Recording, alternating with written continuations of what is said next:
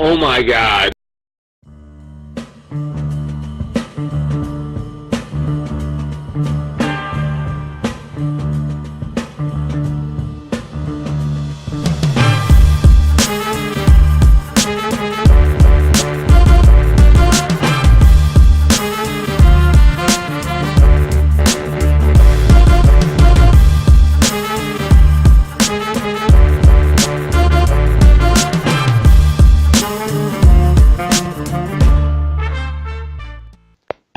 And we are back. The unofficial commentators coming at you again. JJ98 all the way from Brooklyn on the other side. Paki over here as always.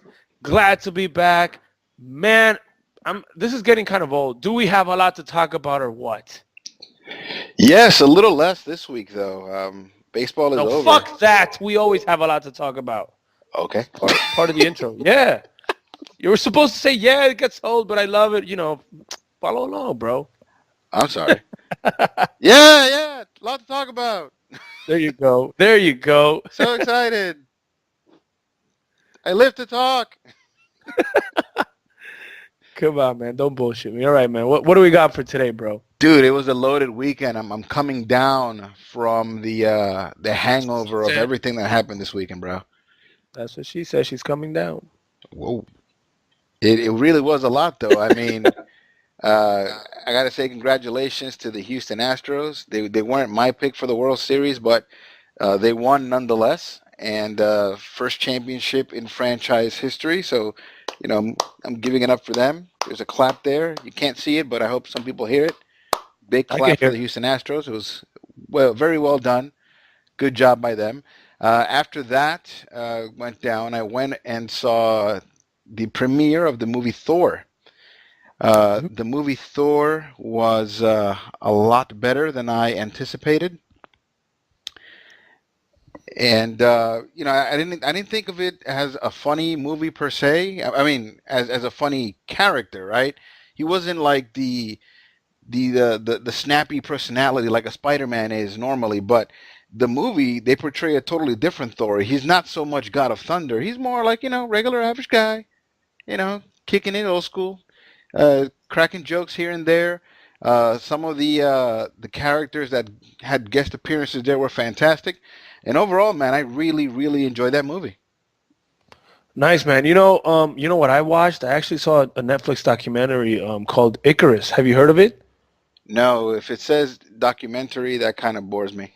Okay, well then I guess I shouldn't talk about it. I'm done. No, fuck that. Icarus, bro. That documentary is actually really good.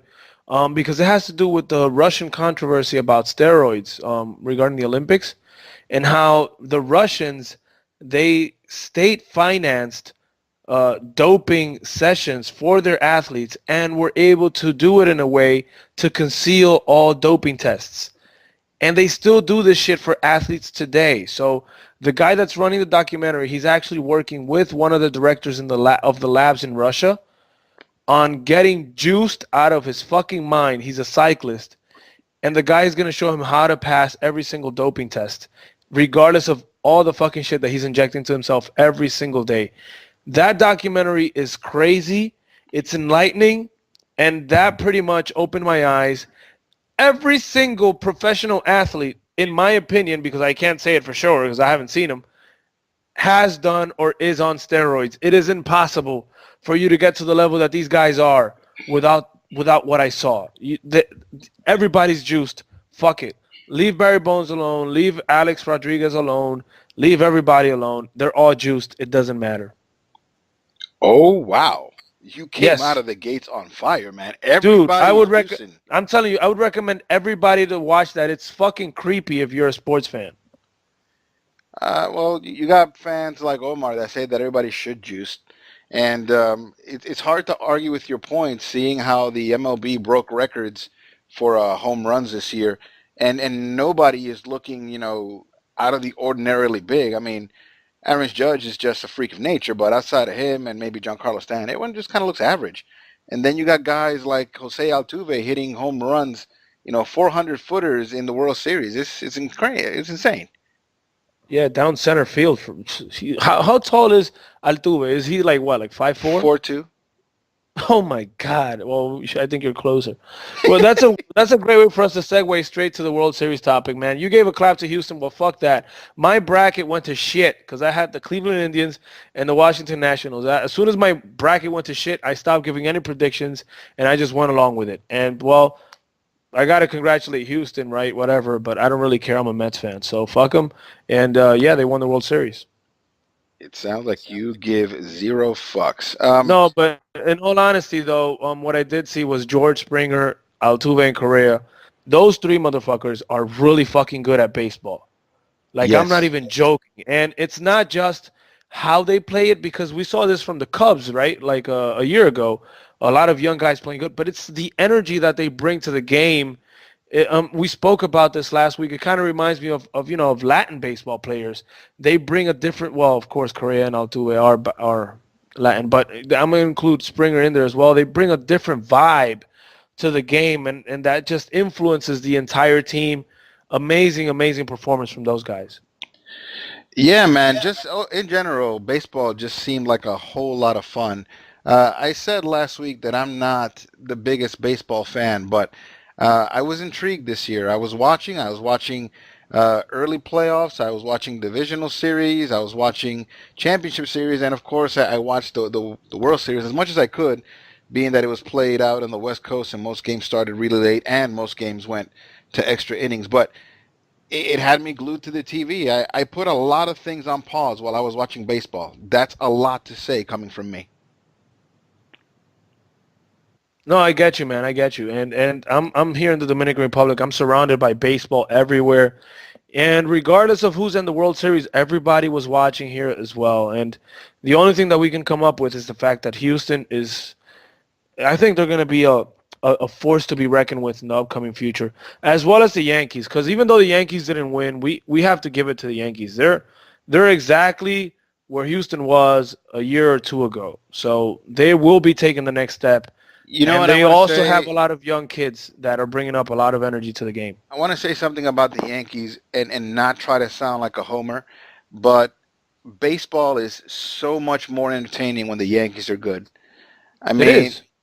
people in New York, I don't know if this is necessarily at this point in time a big baseball town, but the fact that the Yankees had so many people interested prompted people to watch, yeah, and even go outside on the street and wear like Houston Astro hats and a whole bunch of Los Angeles Dodgers hats. Those aren't the local teams, but the hangover from watching the Yankees in the ALCS got people involved in the World Series.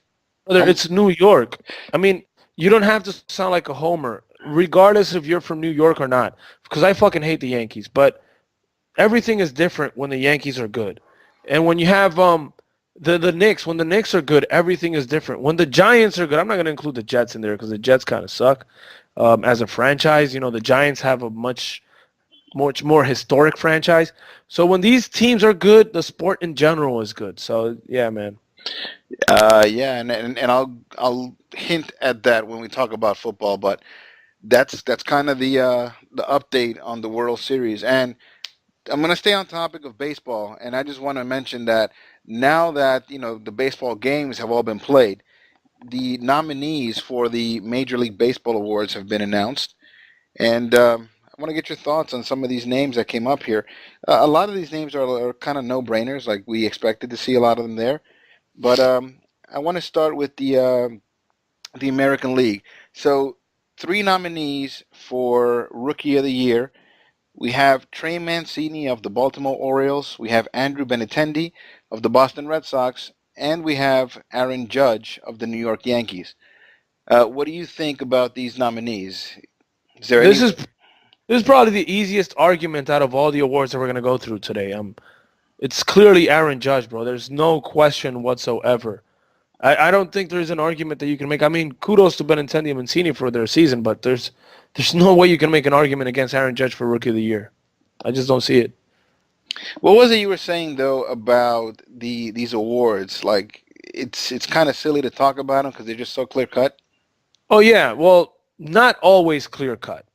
The thing is, it's not the awards. It's my problem with baseball in general is that it's so statistic based.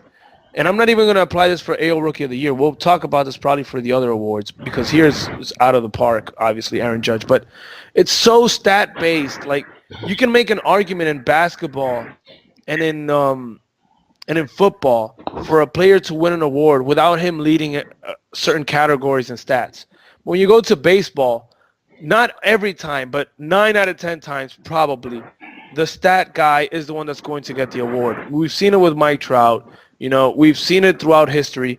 And it's like, oh, well, I think this guy should win the MVP because of this and this. I'm like, well, I think this guy should win the MVP because he leads the leagues in homers, RBIs, and average. They're like, oh, fuck, I'm done.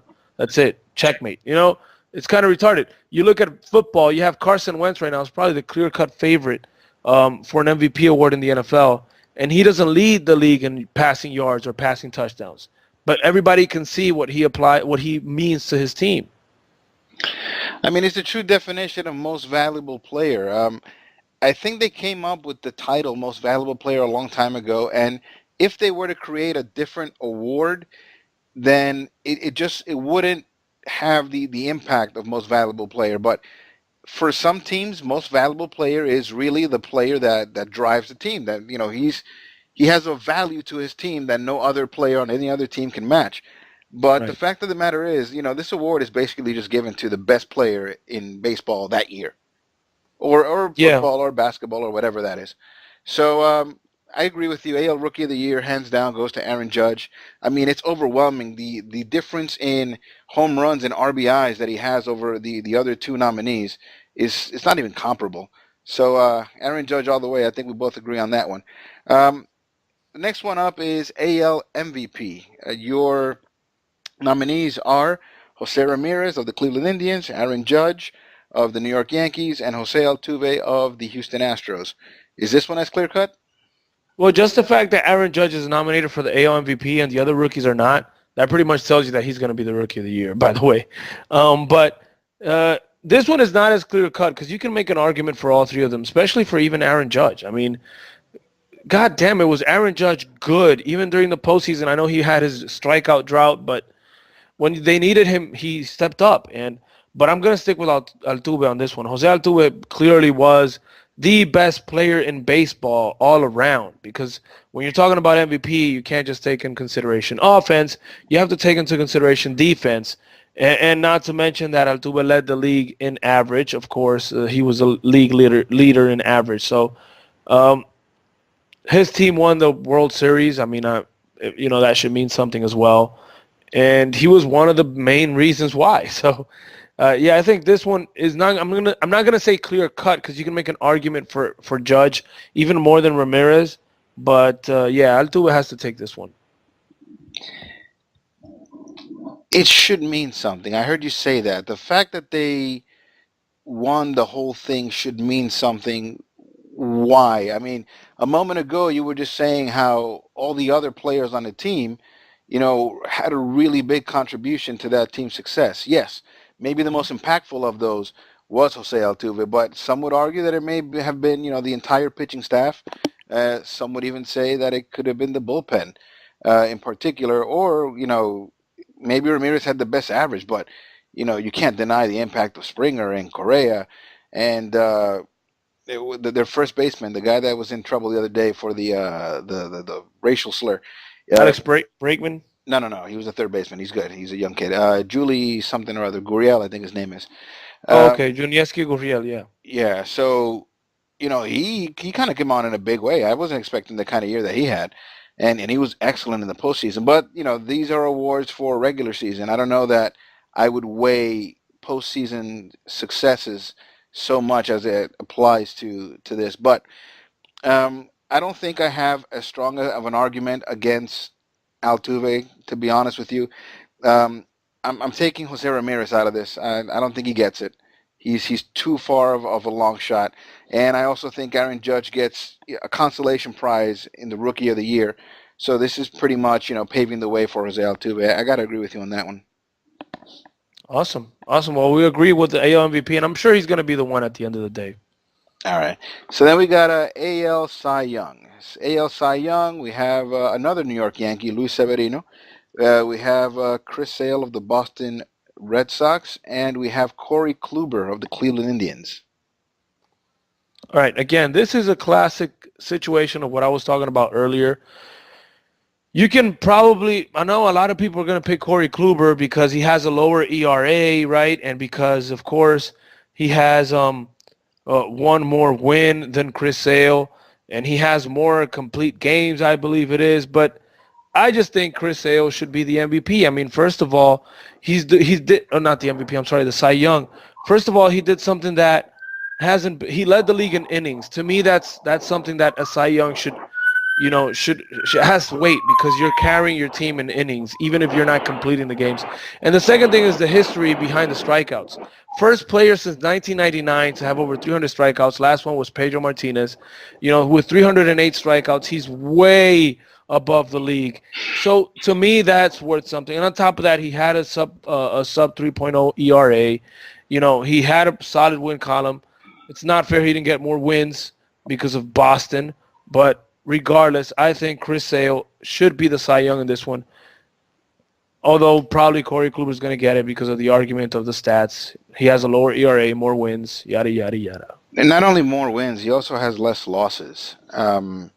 You can attribute a lot of the success to the fact that he was lights out, man. When Corey Kluber came on, that's basically a win for Cleveland, and you just kind of move on. You circle that date if you're an opposing team. You're like, man, we're pretty much giving this game up. Like, we don't have a chance against Kluber. I don't think that Chris Sale was that intimidating. He could get tagged. Yes, he struck a lot of people out, but there's also a tendency in baseball now where, and I heard this on another show. I would love to give him credit, but I'm forgetting exactly where I heard it.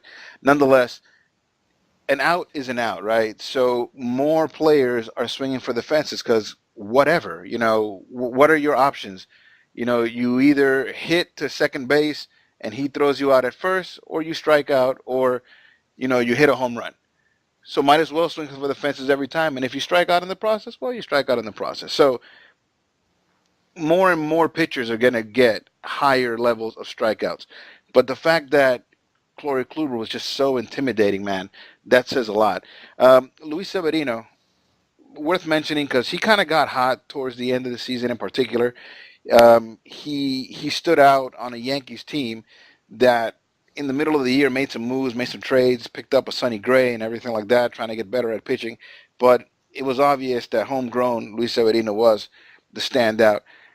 He did kind of choke, though, when it came to playoffs. And again, these are regular season awards, but if the voting wasn't done prior to the postseason, then I think that, voters will still be considering that when it comes time to select who the Cy Young will be. All that being said, though, I think I'm going to go Corey Kluber on this one. Yeah, I know it's the like I said, the statistics help Corey Kluber, but here's one thing to take into consideration, man. Chris Sale pitched in Boston. Those stats are in a Boston stadium, which is one of the most hittable parks in all of baseball. So, whatever. Stats are stats. I think it should be Chris Sale, although I am aware that Corey Kluber is the clear-cut favorite for the AL Cy Young. But I'm going to stick with my gut here and say that regardless whether he wins it or not, Chris Sale is deserving of the Cy Young. Well, he's definitely noteworthy. Had a hell of a year. If it comes down, to splitting hairs, I just think that Corey Kluber was a little bit more intimidating as a pitcher. AL Manager of the Year. The options that I'm reading here are Terry Francona of the Cleveland Indians. I have A.J. Hinch of the world champion Houston Astros. And then I have Paul Molitor of the Milwaukee Brewers. Minnesota Twins. Sorry. My super producer must have made a mistake. All right, so he is the Minnesota Twins. I kind of figured that because I didn't think Milwaukee was in the they're not in the American League. Yeah. All right. Well, that being said, Terry Francona, AJ Hinch, Paul Molitor. What are your thoughts? I get the confusion though because I believe Paul Molitor did used to play for Milwaukee, so that's probably the confusion. But I think it should be Terry Francona. Because of that fucking awesome stretch that the Cleveland Indians had where they broke the Oakland A's record of consecutive wins. Do you know how hard it is to put consecutive wins together in baseball? It is not as easy as other sports because you're playing every fucking day and you don't have a top tier pitcher every day up there. So, man, I think it should be Terry Francona, not to mention over 100 wins. They were number one in the Central Division last year, and this year they were number one, but now with over 100 wins. So they keep improving. They were the best in the division. Now they're the best, but even better. So I really appreciate that. Although Paul Molitor does deserve some consideration, even over A.J. Hinch, because the Minnesota Twins were probably the first team in baseball that I believe they were the first team in baseball that from last actually got a playoff spot by winning a wild card spot. So that's got to worth something as well. Yeah, it's unbelievable that you would mention Molitor and Francona and not acknowledge A.J. Hinch. They won the fucking World Series, man. Like, what can I say about that? Here's the thing, though, with Francona. I think his biggest accolade this year is going to be that win streak. I don't think he'll get the AL Manager of the Year. They actually took a step down, man. They didn't make the World Series like they did last year. And how much, I mean, Jose Ramirez might have been a breakout star this year, right? But how much talent did they bring into the team that wasn't there last year? And I'm going to venture a guess and say not that much. So you didn't get that much. You basically bring back the same team, which is usually hard to do. And on top of that, you get a breakout star, and then your results are lower than what they were last year. Maybe not in terms of win-loss. They obviously had the most wins in the American League, only one more than Houston. But Houston is also a team that kind of went from Dudsville to all the way up to first place in their division and winning the whole thing. I'm actually, if I have a vote here, I would say A.J. Hinch. Yeah, I mean that's the easy one, but I just think what Terry Francona did was historic with the Cleveland Indians. Not to mention, man, Houston was doing good all year, but what took him over the bump was when they acquired Justin Verlander. So credit for their front office on that one. Yep. All right, we're moving over to the National League. National League Rookie of the Year nominees are Cody Bellinger of the Los Angeles Dodgers, Paul DeJong of the St. Louis Cardinals, and Josh Bell of the Pittsburgh Pirates. What are your thoughts here? I think just like the AL Rookie of the Year, this is a no-brainer. Cody Bellinger of the Dodgers is clearly the Rookie of the Year. DeJong and Bell are not even close to Cody Bellinger's success this season. All they have is average on their side, but their teams weren't that good. They didn't get all the attention that Bellinger got, and he kept producing throughout the entire season. So I think that's a clear-cut favorite, no discussion whatsoever for that Rookie of the Year. Yeah, I think DeJong and Bell are only there because you have to bring up three nominees to attempt to make it fair. I don't know who on earth would put a first place vote in for anyone else other than Cody Bellinger on the NL Rookie of the Year. Average, not amazing, but the home runs and RBIs are far and away better than the other two options. So it's Cody Bellinger for me too. All right, man. NL MVP. Our options are Joey Votto, Cincinnati Reds, Giancarlo Stanton, Miami Marlins, and Paul Goldschmidt, Arizona Diamondbacks. I always say that for you to be an MVP, your team has to be a playoff team. But when you look at the competition, Paul Goldschmidt was a one wild card game guy. Well, I'm sorry, they made the wild card, the first round out.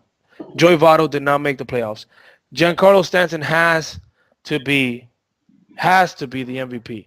I don't care if the Miami Marlins suck. They were much better than they were last year, and this guy was a one-man wrecking crew. There's probably out of all the team sports that exist, baseball is probably the least team-oriented of all.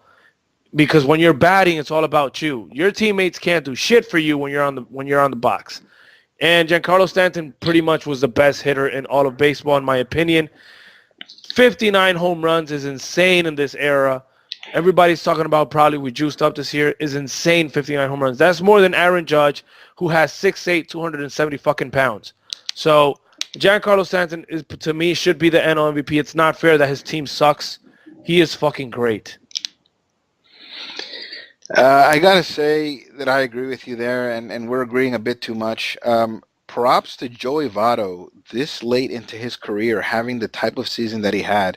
Hitting to 320 is an amazing feat.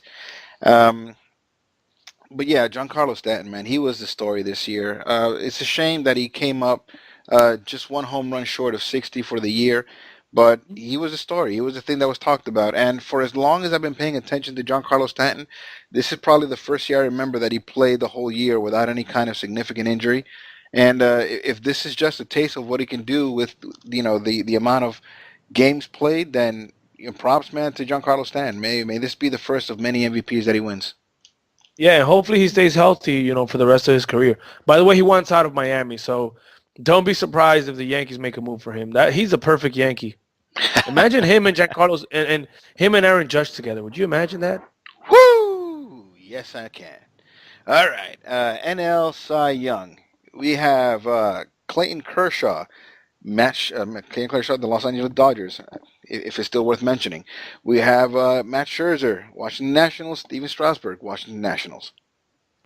I'm gonna stick with Scherzer on this one for one reason. Clayton Kershaw missed some time. Mm-hmm. He missed over a month, and I mean he was dominant when he was there, but it's just not fair again for a guy that was there battling up and down with his team from the beginning. Steven Strasburg also lost some time during the season, not as much as Kershaw, but he wasn't even the number one over Scherzer. So how would he be the Cy Young when Scherzer was the clear-cut number one on that team? Scherzer is a fucking beast. Him and his Tasmanian eyes, man. I love what he brings to the Nationals. I love what he did this year. That's 2 years in a row. He's been dominating the National League. Actually, 3 years in a row. And like I said, I mean, 200 innings. I mean, what else? The one with the pitcher with the most strikeouts in the National League. I don't know what else you can ask from the guy. Yeah, I guess so. When Kershaw went out with the injury, though, he was 13-2. I mean, he was lights out. Yeah, he came back and he was still lights out. But yeah, he finished the season 18-4. He again, the whole intimidation factor. When Kershaw takes the mound, that other team better be afraid. Not to say that it's not the same with Scherzer. Now, with the way that voting works, I wouldn't be surprised if whatever first place votes are going to be handed out get kind of split between Scherzer and Strasburg, and then Kershaw sneaks in there and takes enough votes to just run away with it. I've seen this happen many times back in those San Francisco Giants days, so I wouldn't be surprised if that happens now. My vote is obviously going to go for Kershaw, though. yeah, it's just Kershaw and Strasburg. They both had 175 innings each. I mean, pitching under 200 innings and winning a Cy Young is just, I don't know, in my opinion, is just ridiculous. And I'm an old school guy. Like, back in the day, pitchers would go fucking 300 innings. Now they're down to 200, kind of like to set the bar. If you're under 200, I mean, yeah, you were great, but dude, come on, man. You weren't there all the time. I just don't think that's Cy Young worthy. Hey, man, sometimes you just got to adapt with the times. That's the way it works now in 2017 with these millennial voters. All right, so it kind of is what it is. I'm going Kershaw. You say Scherzer. NL Manager of the Year, we have nominees: Dave Roberts, Los Angeles Dodgers; Torey Lovullo, I don't know if I'm saying that right, Arizona Diamondbacks; and Bud Black of the Colorado Rockies. And they were one hell of a story, the Colorado Rockies. Yeah, man, I'm gonna stick with, if I would have picked Paul Molitor in the American League, I would have picked Bud Black because the same thing applies for both of them. They both did a great job, but at the end of the day, Dave Roberts bringing this team to 104 wins, that shit is impressive, man. And not to mention the dominance that they had all year. I think he is a clear-cut favorite. Yeah, they had a great team, but, man, keeping a good team, good talented team together like that is not easy at all. And managing so many personalities, man. I mean, I got to imagine that a clubhouse that has Jasper Puig is not something that's easy to manage there. Yeah. Props to Dave Roberts. 100 wins is far and away, better than any of the other options that we have here. great years by the Diamondbacks and a great turnaround by the Colorado Rockies, who, for most of the time that I've been following baseball, albeit out the corner of my eye, they've been kind of a joke. But this year's award has to go to Dave Roberts and the Los Angeles Dodgers. All right, I'm glad we agree on that one. Shit. I think they're going to run away with most of the NL awards here, except for MVP when they're not really involved, but just about everything else. Rookie of the Year, Cy Young, and Manager of the Year. Fuck that. Scherzer should be the fucking Cy Young. Yeah, that's your opinion, man. All right. Well, this week, I think that's everything I still have to mention about baseball, man. You got anything else you want to add? No, man, that's it. I'm good with baseball. Well, I'm going to end on that last note that you said. Matt Scherzer should fucking be the Cy Young. All right. I believe this is the third, maybe fourth week of NBA. Yeah, I believe this is the fourth week. Yes, we are currently in the fourth week of NBA. Fourth week of NBA. Most teams have played about 10 games. What are some of the storylines that you are enjoying following thus far? Well, the main storyline has to be right now the underdog teams that are actually doing good. Like, what's that about? You know what I mean? The NBA has been kind of crazy this year. Look at the East, and you would not expect to see the Knicks, the Sixers, the Pistons having such a great season. I mean, the Magic, it's refreshing. Man. The Magic The is Magic. a team that I if you ask me to name like all 30 NBA teams, 9 times out of 10, I'm gonna leave the Magic for last if I don't forget them altogether. Yeah, man, it's impressive. It's refreshing. The West is kind of the same shit. You know, you just rumble around the top seeds because we already know who they're going to be. The fight is at the bottom. But in the East, it's just all mixed up. So the storyline is the unpredictability of this season. Yeah, but in particular, man, I heard you mention the Knicks. Kristaps Porzingis wins Player of the Week, averaging 30 points. He broke a Knick record. In the first 10 games, he scored a combined 300 points. Kristaps Porzingis is having himself a year thus far. By the way, I just read that he might need to get his elbow drained because his elbow is kind of hurting, and he might need to get a procedure at the end of the season, but not during the season. But he said he will do it after. So, man, I wish he could just stay healthy because this guy is so talented. Man, now that we brought up the Knicks, dude, it's just like you can clearly see there's a breath of fresh air in the Knicks. I mean, everybody's like, oh, but Melo left. It's not just Melo, and it's not just Phil Jackson.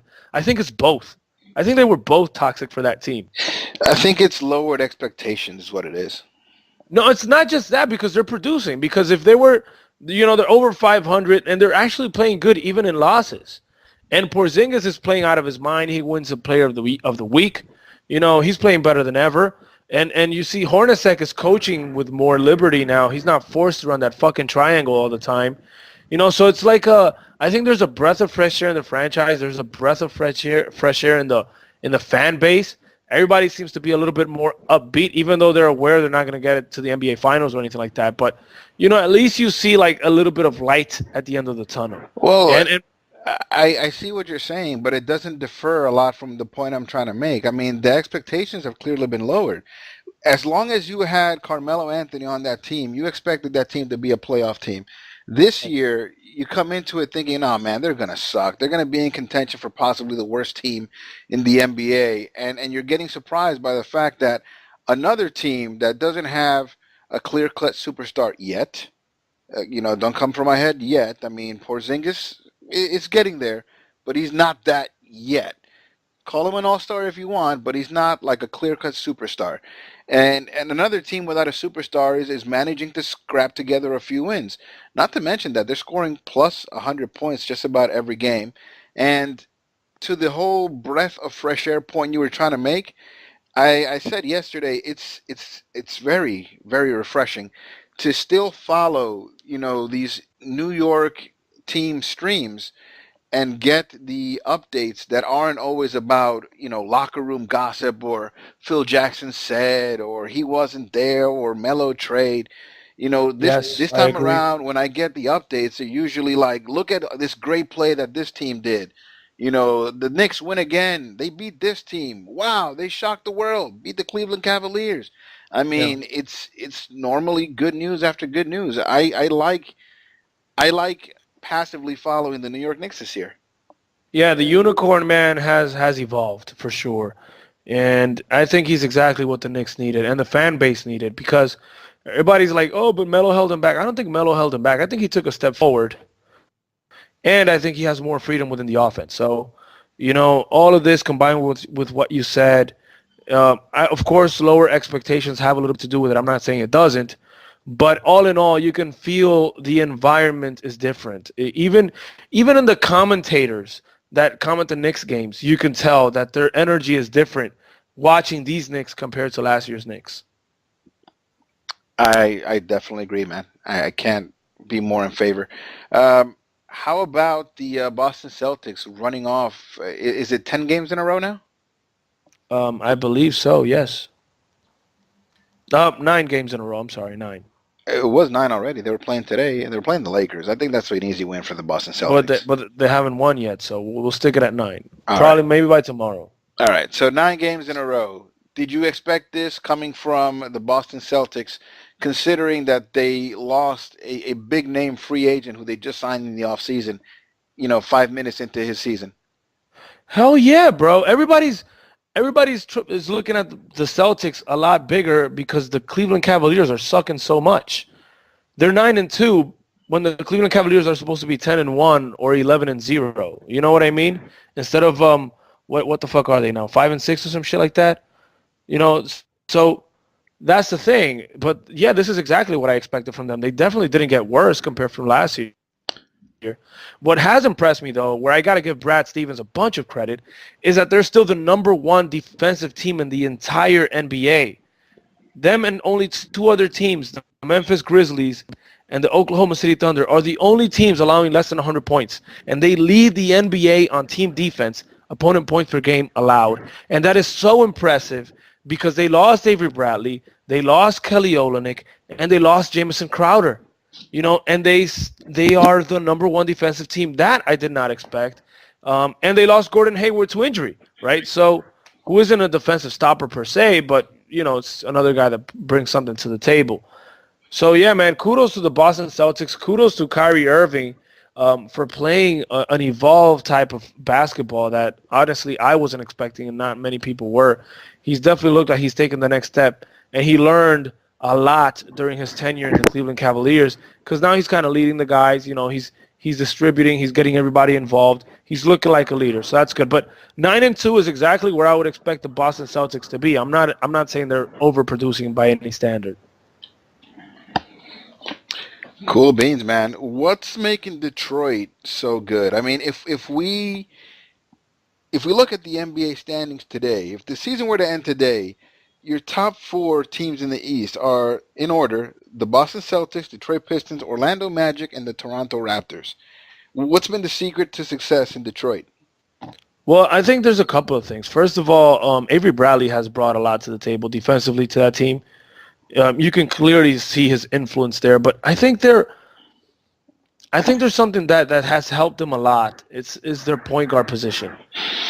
With Ish Smith now taking some of the pressure off of Reggie Jackson, he's more of a distributor. Reggie Jackson just takes so many bad decisions. He's a great athlete, but he takes so many bad decisions. I think that's helped the offense a bit as well. So, Andre Drummond as well, man, he's a monster on the board. That's been big for them. He's leading the team in rebounds, steals, and blocks. So Andre Drummond has been a key piece defensively. To me, he's probably one of the main candidates. Obviously, we're too early for that, but he's one of the main candidates for Defensive Player of the Year so far, the way that he's playing. So, yeah, man, for sure, the defense, Avery Bradley, Andrew Drummond, and like I said, they're turning the ball a lot less than last year. So going from Eastern greatness, I want to talk about a little bit of Western mediocrity. I should have probably followed up our Knicks talk with this, but what's going on with Oklahoma City, man? They were a playoff team last year. They seem to get head and shoulders stronger than they were last year, but it's not showing up in the win column. Well, I think it's too soon for them. Now, this is clearly an example of too soon. Maybe for the Cavs, you're saying, oh, well, the whole season is there, but you expect them to have some chemistry. But these guys are literally just learning how to play together, bro. Like, it's too soon. I can't tell you anything else. I mean, There's the other thing as well. I mean, I'm seeing kind of like Russell Westbrook, Paul George, and Carmelo. They're too worried about each other. They're trying to get each other involved too much. I think somebody should just take over on a nightly basis. There has to be one. If you guys want to distribute, do it on a nightly basis because you cannot have three guys on the same, on the same level every night. It's not how it works. I think Westbrook has to take over this fucking team. Westbrook is the man, and he is still a better basketball player than Paul George and Carmelo Anthony. These guys are going to help in the playoffs, get the wins now in the regular season. But I think all in all, bro, they're just getting to know each other. Let's give them some time. They'll get there. Surprising team in the West, the Minnesota Timberwolves. Are they really that surprising though? Yes, I told you. I told you when we had our episode pre-NBA season, I had Minnesota ranked right up there. I think I had them number 4 behind Golden State, Houston, and the Spurs.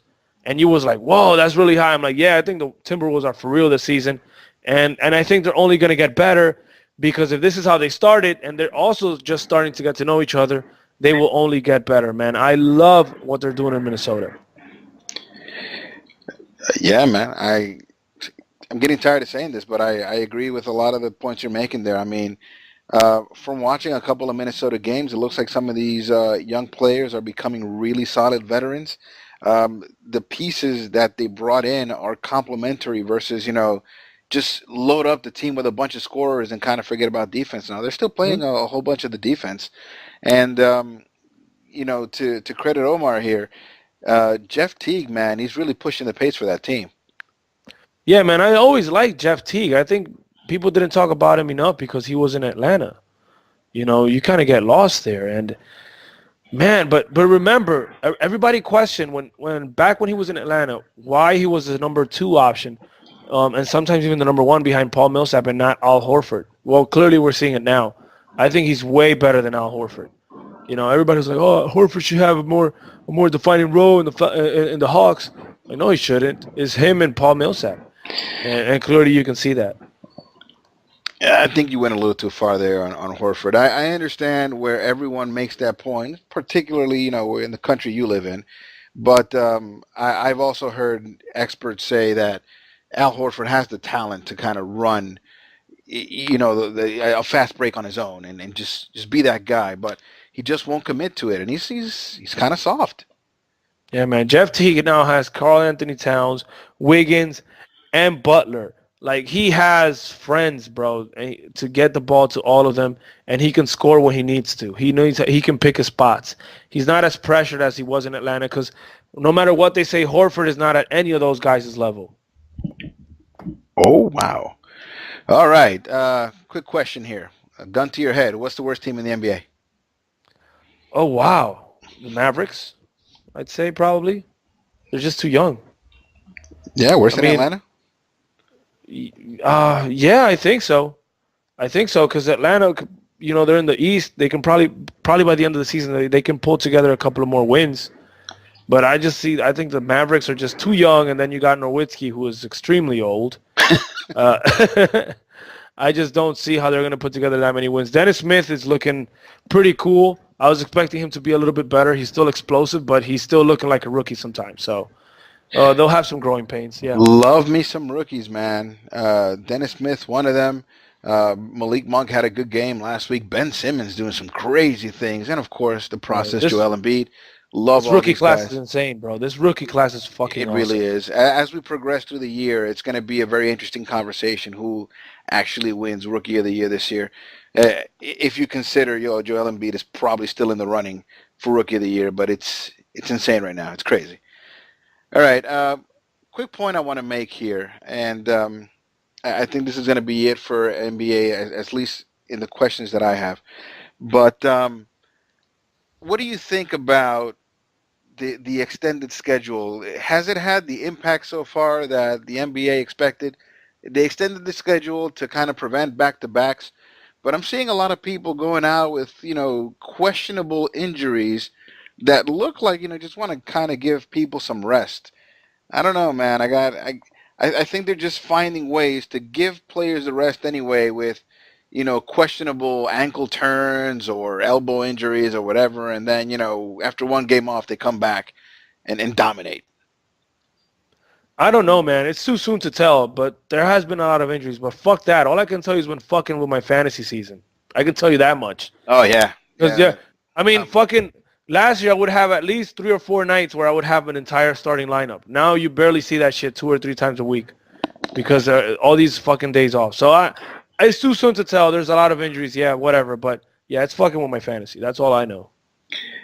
as the NBA itself and the quality of the games goes up, yeah, I really feel like the fantasy is affected by it. I said earlier today that I'm kind of losing interest. You know, you kind of run with the team you have, and there's no real hope of getting better, and there's nothing in terms of fantasy waiver wire that seems to call my attention and on any way I can make my team better.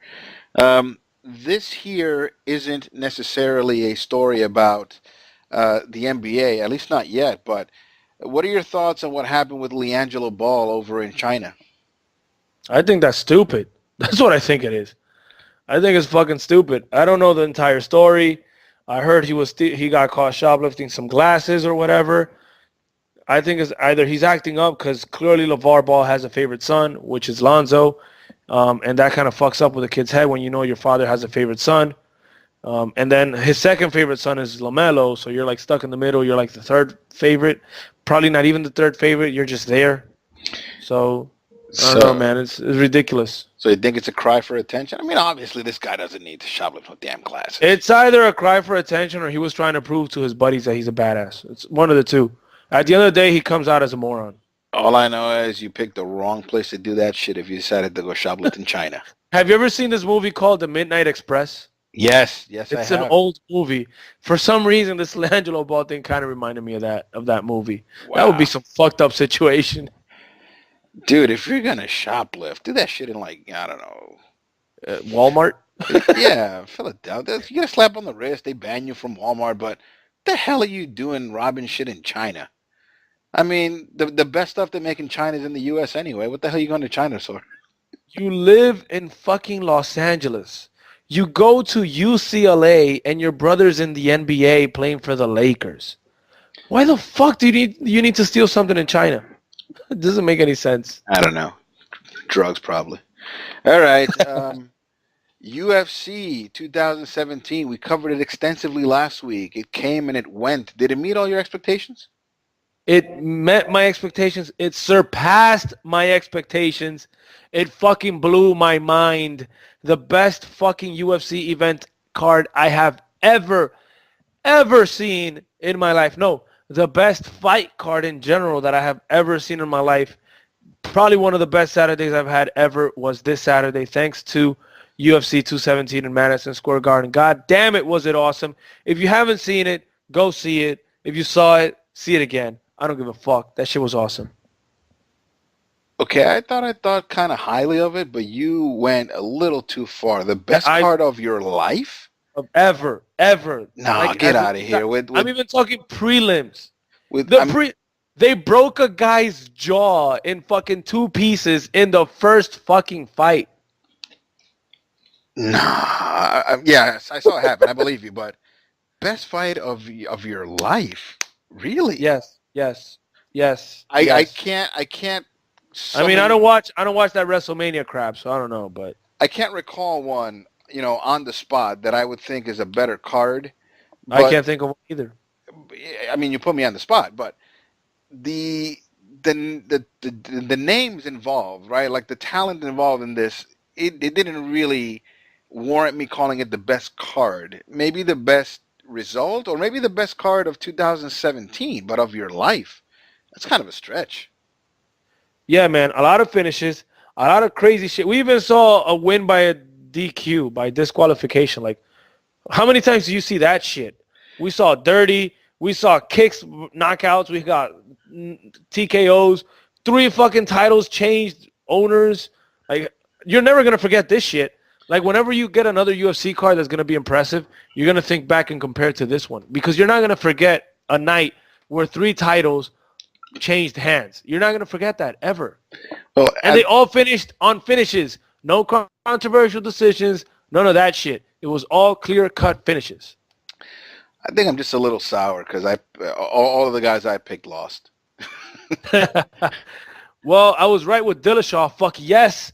Dillashaw, because I was wrong with Joanna. God damn it, that shit was shocking. And I was wrong with Bisping, but I don't have anything against St. Pierre. But I am a Dillashaw fan, and I fucking hate Cody Garbrandt for all the shit that he's been talking about TJ Dillashaw. I don't give a Now, fuck what happened between you two. all right. So TJ Dillashaw proved he made the right decision by leaving Team Alpha Male. all right. Let's talk about this fight by fight. Maybe not in order though, since we're already on Dillashaw Garbrandt. I thought about you immediately when I saw the result, right? Like the end of the fight between Dillashaw and Garbrandt. Right? When they went, walked towards each other and hugged, I said, man, this is bullshit. 10 minutes ago, they asked you to touch gloves and you flipped the birds at him and walked back. But if you noticed, they kind of gave like a shruggy handshake. It's like kind of like professionalism. They weren't really feeling each other, and they didn't talk anything nice about each other during or after. It wasn't one of those bullshit hugs. What was more legit, though, was TJ Dillashaw yelling on his face right after he knocked him out. That's the type of shit that I'm expecting after all the beef they had. Yeah, like, but I knocked you out, and then I yelled in your fucking face. Like, he literally put his face on on Cody's face, yelling. Like, you know how dominant that is? And Cody was still knocked out. Like, Cody wasn't even understanding what was happening. Because if a guy comes yell at your face, all up on you like that, the least you would do is push him. Cody was still knocked the fuck out. Yeah, this isn't Pride. This isn't a league where you go and shake hands and all that bullshit. At the end of that, just, enjoy your win and go about your way. Forget about all that crap. At the end of the hugging. day, they're martial artists. I think it's more of a I don't give a fuck. That last handshake was more of a habit than something that they actually I don't remember Tito Ortiz ever going to shake Ken Shamrock's hand. He would have just gave him a big fuck you at the end. It should have ended that way. I didn't want to see that handshake. I didn't care. Remember what I told you. Remember what I told you in last week's podcast. If Cody won, he wasn't going to do shit for Dillashaw more than talk shit. If Dillashaw won, maybe Dillashaw would have been a little bit more humble about it. And that's exactly what happened. Because remember, the beef is Team Alpha Male versus Dillashaw. Dillashaw has no beef with them. So that's exactly what happened. But I love the fact that he still yelled in his face. Fuck that. All right. Well, should we talk about the results now? Like what happens next right now, this moment? Or do you want to do like a separate segment on that? And you go ahead, whatever you want. So what happens now? At the end of the fight, TJ Dillashaw says he wants to challenge Mighty Mouse. He says that his record is bogus. He should have fought him to get his 10th win. He just wanted to get that 10th win under his belt so he can have a record, and he was going to stop him in his tracks. If that fight happens, which I think it will, because Dana already said he wants it. If it does, then I think TJ's going to beat him. Straight up. I'm telling you. The only thing Mighty Mouse wants is for TJ to have at least one fight in 125 before that happens, which is kind of bullshit now because he's the champion. Like, you just got to give him the fight. I think Demetrius Johnson is just running a little bit from that fight. Yeah. But he wants the big money fight, right? This is his chance to get a big money fight because he's not going to fight Conor McGregor, right? So this is your chance, bro. Just take it and be ready for it. Right. Is he dodging him? I don't know. Maybe. But he has no leverage. He can say what he wants. He cannot demand that. Maybe if TJ would have lost this fight, then that would have been a fair statement. But now TJ's the champion again. So I think now you got to take the fight, and that's it. Just fucking fight. All right. So Rose Namajunas shocked the world when she beat Joanna Jędrzejczyk. Not by submission, as most people thought it could happen if an upset did indeed happen. No. Straight up punches to the face. That was crazy. Do you think that Joanna really tapped out, though? Because I saw the replay. That it looks like her hand is on the floor, like tapping, but I don't think she meant to tap. I think she was just trying to get up. How did they call it? Did they actually call a submission or taps to strikes?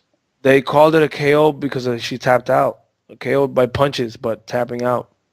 They called it by that. I don't think you can be both. I heard that it was a KO, so that's what they're going with. It's a knockout. Yeah, but do you think she tapped out though? Like, do you? I don't think she did. I think she was knocked out. I don't know. I didn't see that. If they had not pointed it out to me, I would not have seen her tapping. A lot of times I see the tap. This was not one of those occasions. I saw her trying to cover up her head. try not to get hit more than she was already getting hit. But in terms of whether she tapped out or not, like I said, if the commentators don't point it out, I would have never noticed. As normal, when there's a new champion, you always look a little bit more into it. And I just found out that Rose is actually a hell of a piano player. How random is that? I don't know, but I think she needs to ditch the dead weight. You're a champ now. Get the hell rid of Bat Barry. That guy's a bum. Yeah, and she's always like, do good, love, peace and love. I mean, that's all nice and shit, but I don't know how long that can hold you up in the fighting world. But I'm nothing special. yeah, clearly, what's gonna happen next after this fight, after an impressive performance by Rose, is a rematch. I mean, Joanna deserves a rematch. They give a rematch to every fucking champion. They gave it to Renan Barao. They gave it to Anderson Silva. I mean, true, like champions that defended for a while. I mean, you know what I mean? So she deserves her rematch, and Rose better win that rematch. If she does, man, then Rose is gonna be the future in that division. What? I don't think she gets the rematch though. Yeah, they have to. No. I don't mean that they don't do the actual fight. I don't doubt that they run it back. I don't think that Rose wins it a second time around.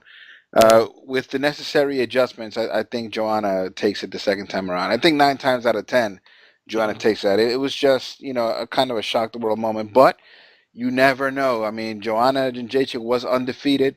We know Ronda Rousey was undefeated, and then she lost, and then it just kind of went downhill from there. Yeah. Holly Holm was undefeated. She lost, and then it kind of went downhill from there. Yeah, this was so crazy, bro, because to me, Joanna had one of the coolest psychological warfares before the fight. Like all the shit that she was talking. And I found out after the knockout that Rose was just answering back with Bible verses. Like she was just praying. Every time Joanna was in her face, like, I'm going to take your soul. The boogie woman's coming for you. You have no idea what it means to be a champion. You see Rose moving her lips. You can't tell what she's saying. Turns out she was praying the whole time that Joanna was talking in her face. How weird is that shit? That's kind of scary is what it is. It's right? That's creepy as fuck. That's something you do when you're staring down the barrel of a gun, man. When you're on death row, you can be seen praying just about everywhere. It is kind of creepy, but hey, whatever works. Yeah, man. I was expecting Joanna to win because that trash talk was on point. But it was also a little out of character. Like I don't normally see that out of her, and maybe that became too much of a distraction in her own mind. She started feeling herself too much. She thought she had this, slam dunk in the bag, and you got surprised. But I don't think it happens if it goes to a second fight.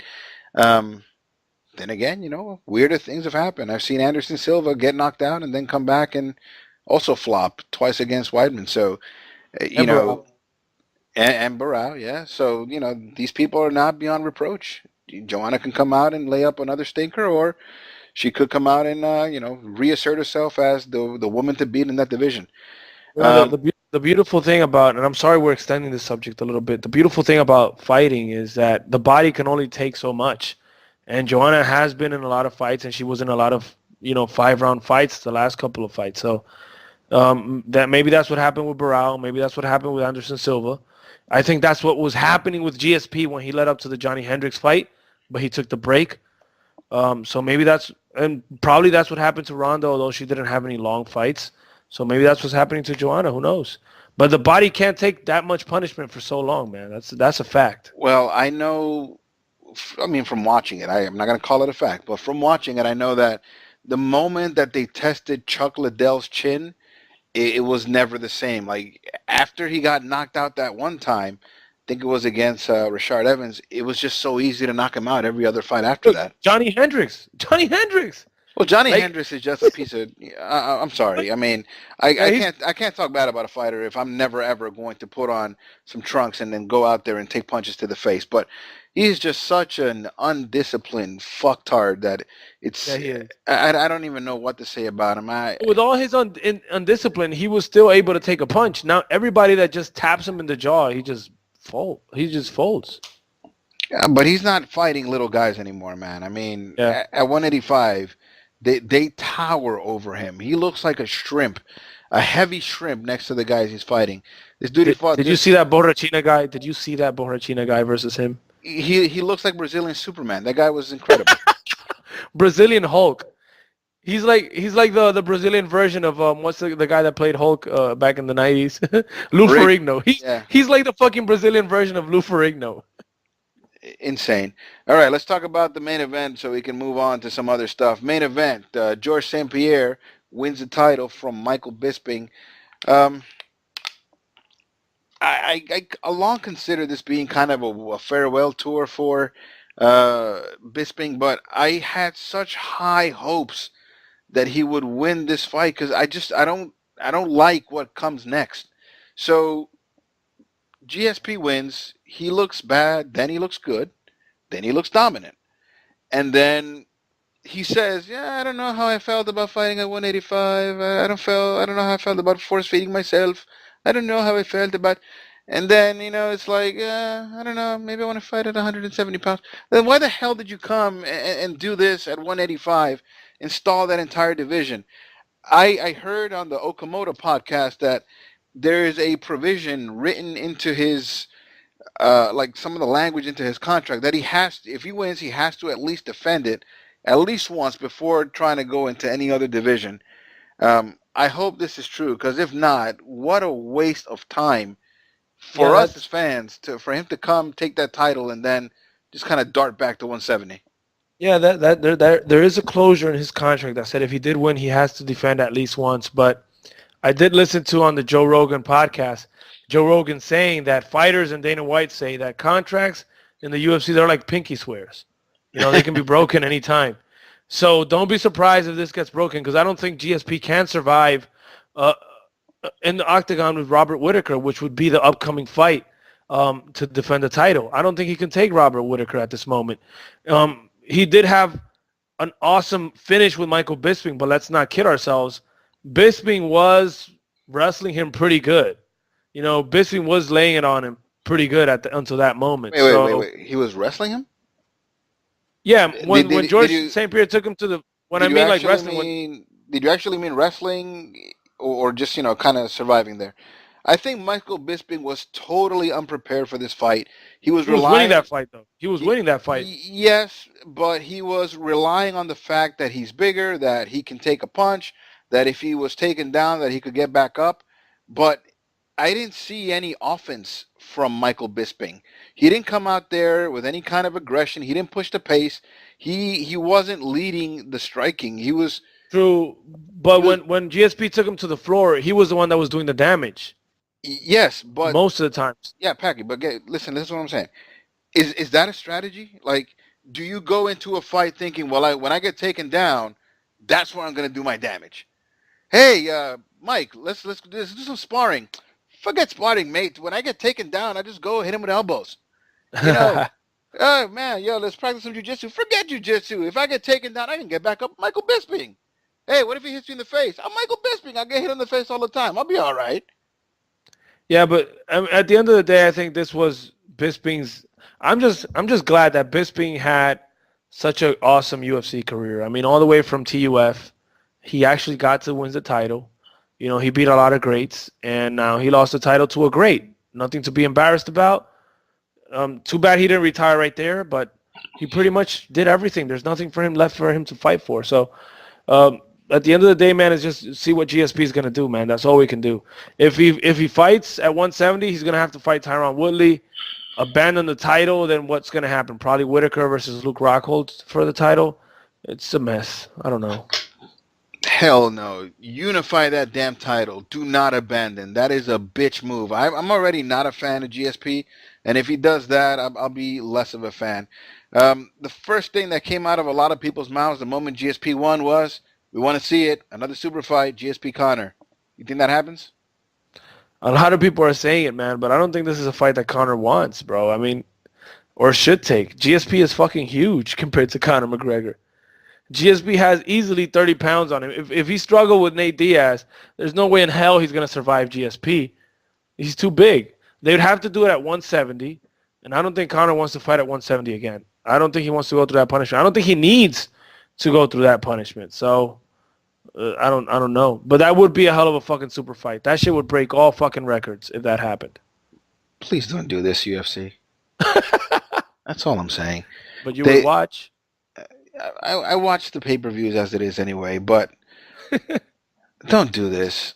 Not because it won't be good, but you're hurting your product. Like there was a time where everybody was fighting for the title. People would say, at the end of the fight, regardless of who the champion was, if they would win a fight, they say, "I want the title." How many times did I hear that? I want my title. I want my belt. Put me in a championship match. Now everybody's like, "Oh, I want to fight Connor." Why? Because there's money in it. When Yeah, when the fighters start fighting solely for the money, it devalues the entire product. well, they fight for the money, Jay. I mean, that's what they do. They're fighters for money. They don't fight for free. Well, they get paid more money when they're champions. Well, in theory, because I saw some of the payouts for the last pay-per-view, and that was not the case that was proven there. But don't do this. Please don't go down that route where you just want to do super fight after super fights and cash out. I'm sorry. I feel like I ended on a sour note. I No, dropped it's fine. I dropped that grenade in your lap, and then I had no idea where the hell we were going with this, except for you in a wheelchair. Hey man, it's fine. It's fine. If that's how you feel, fine. But I mean, I would watch it, but I wouldn't want it either, to be honest. All right. And I don't think McGregor would survive that either. And I'm a McGregor fan, so that'd be fucked up. All right. Well, there are our thoughts on everything in the sports landscape of this week. Paki, tell everybody where they can listen to the unofficial commentators. Unofficial commentators at UC_podcast for Twitter. The Twitter's looking more lively, Jay, by the way. Congratulations on that. And at unofficial commentators, by the way, Jay. The Instagram is a little bit more lively as well. Congrats to Jay. You can follow us there, guys. Please do so. Jay's a funny motherfucker. He's always putting some crazy shit up. So make sure to check it out. And I sprinkle some things when I can, but I haven't been able to do much. I'm in the process of something big, but good things will come in the future. Yep. And as I see more things that I get interested in, I'm going to post them, whether they be sports related or unrelated, doesn't really matter. If you have ideas for the show, shoot them at us at unofficialcommentators@gmail.com. Follow the Unofficial Commentators on YouTube and on Facebook. Guess how you find us? Type in Unofficial Commentators, whether it be... No way. You can put that shit on Google. Yeah. And it will pop up. We're there. We have enough episodes this far that we can just be found on Google, Unofficial Commentators. So follow the show. We'll be back next week. And that's everything I had to say. Unless you have something else to add, Paki, I want everyone else to go in. Peace.